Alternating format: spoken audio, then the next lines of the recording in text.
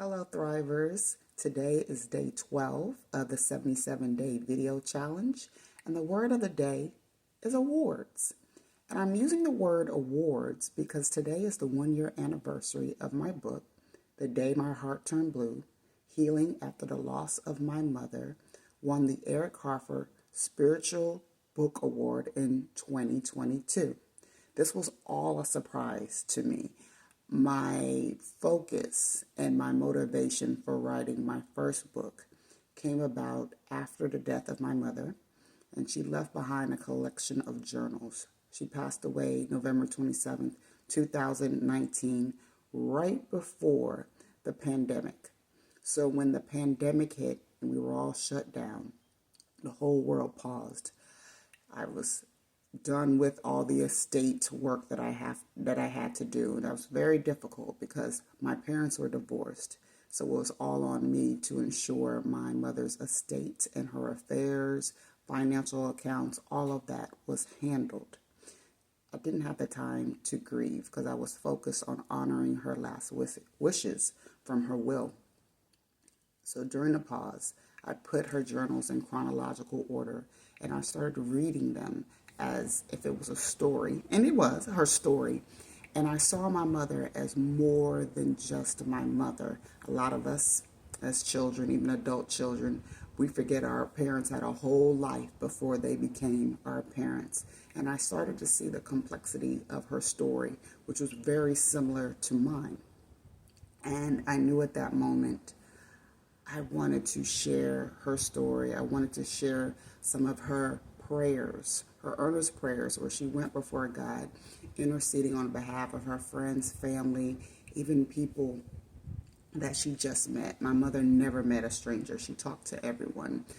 And this was a big task for me. I'm not a journalism major, I'm not an English major, but I had a story. And I had a God-sized vision in front of me that I knew that I couldn't do it on my own, and I had to trust God through the process. So I submitted to several prestigious awards, not even thinking that I would win. It was really to get the feedback. I wanted to know about the content of my writing. And the writing and the feedback I got from the writing was spot on. So I was like, phew. Everything else was cosmetic, and that we can take care of that for the next book. But to be able to receive that feedback was so important to me because, and I'm not one on seeking external validation, but it was confirmation for me that my story was needed, and my story of grief and living through it needed a platform to be heard, because we don't like to talk about death. We don't like to talk about that grief is something that we are going to forever live with. That grief is the remembrance, honoring those who have gone before us. Grief is a reminder that love never dies. And so this book was a tribute to my mother. It's for encouragement to all the readers who are grieving right now that hope is still there.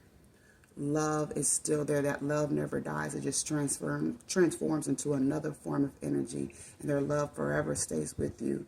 And you can take that and build upon it and spread more love, encouragement, and inspiration into the world, because those who are grieving, it's really easy to slip into a slippery slope of depression, as I once did in my previous life. So I know I didn't want to go down that route again. I wanted to take the time to heal my broken heart.